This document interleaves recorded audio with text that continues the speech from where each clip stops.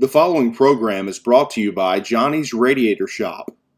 For auto repair and air conditioning parts to fit everything under the sun, visit johnnysradiatorshop.com.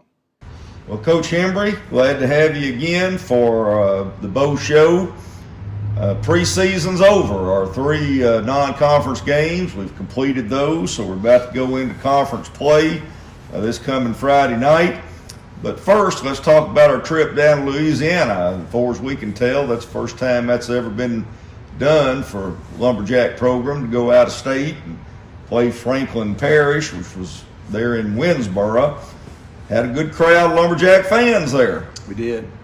And just talk about the game a little bit. You know, I thought defensively we kind of dominated early. They didn't get their first down until midway through the second quarter, and they had moved the football even against some really good team, against a really good team the week before. They just kind of stalled out inside the 20. But I thought we came out, played really well on defense, kind of controlled the line of scrimmage. Offensively, we were able to run the football. I thought that Cedric had a great first two series. I think he had like 7 carries for 65 yards, and then Trey came in and he ended the day 11 carries on 114 yards, and he only played a half at running back. And obviously Jakari had the big long run there in the second half. But overall, really pleased with where we're at. I thought the biggest thing, we didn't turn the ball over, which was something that we've been doing at inopportune times, and we didn't do that. So that was an improvement. And I thought our offensive line really controlled the line of scrimmage outside of the one play where we're backed up and we miss a block and we have to take a safety. But we'll learn from that. Really that's the only mistake we made in the first half, and we were up, I think, 35-2 at halftime or something like that. But I thought our kids really handled the trip well. It was a long trip for us. We a little longer than what we thought, honestly, and but our kids really responded really well, and it was a good atmosphere to play in. I mean, I thought their crowd was really good, and their facilities were good, and it was an experience, but it was a good experience. How did playing on grass that have any impact one way or the other? I mean, I know you play on grass sometime anyway. So right, and we wanted to do that non-conference because if it happens again later, which it will at Dumas and it will at Helena, so we got 2 more games on grass, and now we've done that in a non-conference game. So, but their field was really good. They had it cut low, and I thought that our kids handled that well, and it's just my mindset really. You're not used to playing. Plus I think it rained everywhere but Winsboro that day. I mean, it rained a little bit during warm-ups, but we poured on us all the way there, and then it quit raining when we got there. Then when we went out for warm-ups, it poured again, but the field was really dry. We was kind of hoping that we'd play a wet ball game. That would help us too, as far as getting ready down the road, because I thought last year we didn't handle it very well. We went to Monticello in week 8 and it rained, and obviously when we went to Rivercrest in week 14, it rained again. So you hope to get one of them games early to see how your kids can handle it, and then they'll be used to it later. But we wasn't fortunate enough to get one of them this year. All right, you continued your onside kicking plan, and it seemed to do pretty well. Well, we didn't get one, so we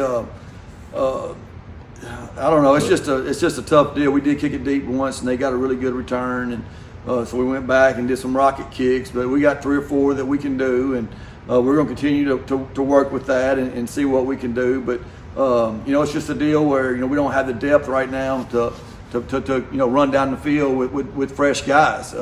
If you look at what we got right now, with the guys that we have out that could help us on special teams or even give somebody a break, we just don't have the guys right now to be able to run down 30, 40 yards and then be able to play a full game. So that's something behind it. And also, we're going to give up 36 yards of field position anyway. So now and don't have a chance to get the ball. At least with this, we do have a chance to get the ball.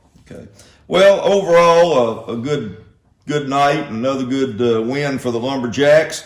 But we do start what sometime I call the real season now with the conference, and we open with Crossett, which we have done for a number of years now. Good football team. Did not get to play them last year. Right. And I think the year before they beat us in a close game. Am I correct on that in 19? So they've obviously the last couple of years had a good ball club. So what do you expect out of Crossett?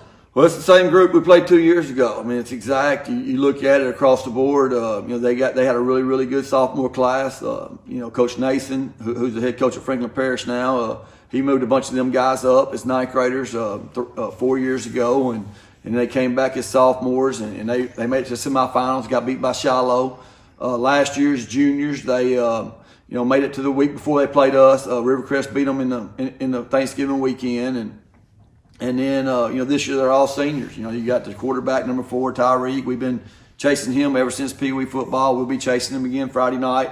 He's electric. I mean, he's a dual threat quarterback. He can throw it. He can run it. Their best football player, in my opinion, number 2. He's like their heart and soul. He's a lot like Jakari for us. And, he played as a ninth grader against us. And as a sophomore, he had a really good game. And then the guy that really beat us as a sophomore was the wideout, number 6.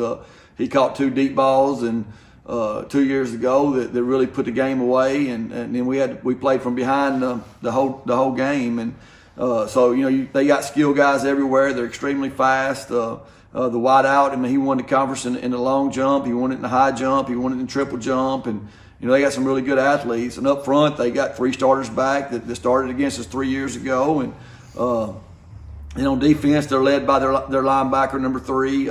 He was also moved up as a ninth grader, and he's real physical. I mean, he's physical. 2 years ago he played safety, and he was all over the place, and now he's playing linebacker, and we got to be able to account for him. But they're a really good football team. They're really got a lot of seniors. I mean, this is their year. This is their group. They've been kind of hanging their hat on this group for 3 years now, and they beat a really good Arkadelphia team as sophomores, and then last year, went to Rivercrest the week before we did, and Rivercrest was really good. So it's going to be a tough test for us. It's going to be a tough test for our kids, and we got to have a great week and then prepare. And the last week they lost to McGee, which was it was on grass in the mud.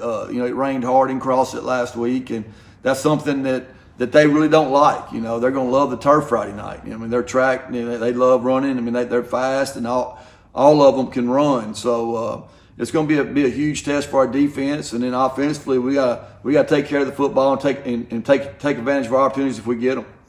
All right. Well, let's make sure everybody knows the game is at home for us. It's at Jim Hurley Jr. Stadium. Kickoff is at 7 p.m.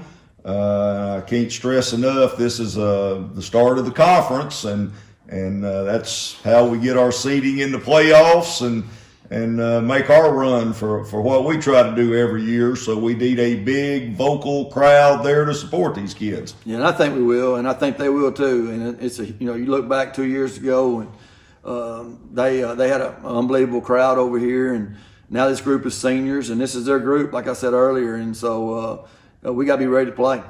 All right, well, we want our people to be there, support the Jacks, and I'm sure they'll be ready to go too. Coach, appreciate it very much. Look forward to seeing you Friday night. All right, thank you.